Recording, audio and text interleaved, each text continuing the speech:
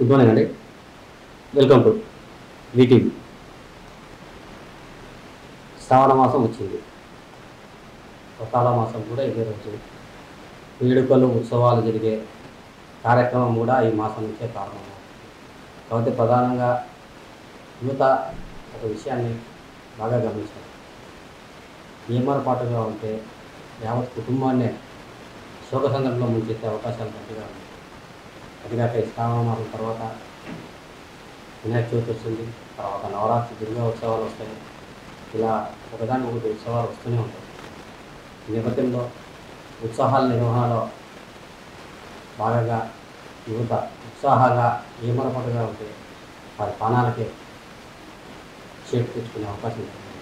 ఇందుకు నిదర్శనంగా గత 2 రోజుల నుంచి హైదరాబాద్లో చూస్తే తెలంగాణ రాష్ట్రం హైదరాబాద్లో నిన్న కృష్ణాష్టమి వేడుకల్లో కానీ లేదా వినాయక చవితి విగ్రహాన్ని తరలింపు కార్యక్రమంలో కానీ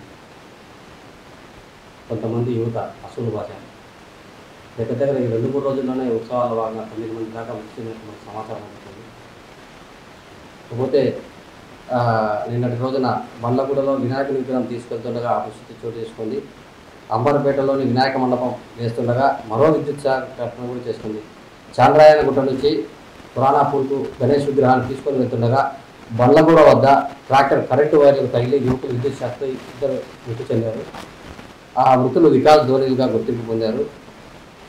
విద్యుత్ తీగలు తగిలి డ్రైవర్ ధోని కింద పడటంతో ట్రాక్టర్ టైర్లు డ్రైవర్ పైకి ఎక్కిపోవడంతో ఆయన అసూలు బాయడం జరిగింది.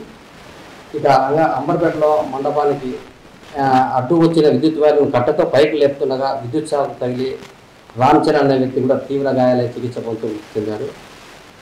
ఈ నేపథ్యంలో ఇలా కృష్ణాష్టమి వేడుకల్లో కూడా సుమారు 6 మంది యువతలాగా విద్యుత్ ఘాతానికి గురై మృతి చెందిన విషయం మనకు తెలిసిందే.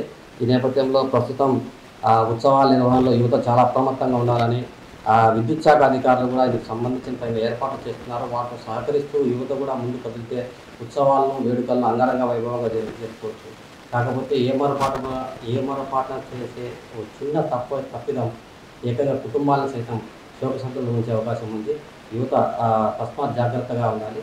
ఈ ఉత్సవ నిర్వహణలో భాగంగా మునిగిపోయి ఏమరపాటుగా ఉంటే ప్రమాదాలు కొని తెచ్చుకునే అవకాశం ఉంది. కాబట్టి యువకులంతా ఒక్కసారిగా ఆలోచించి ప్రతి పని గమనించి నిదానంగా జాగ్రత్తగా ప్రమాదాలు నివారించే దిశగా చర్యలు తీసుకుంటే ఉత్సవాలు వేడుకలను అంగరంగ వైభవంగా జరుపుకోవచ్చు.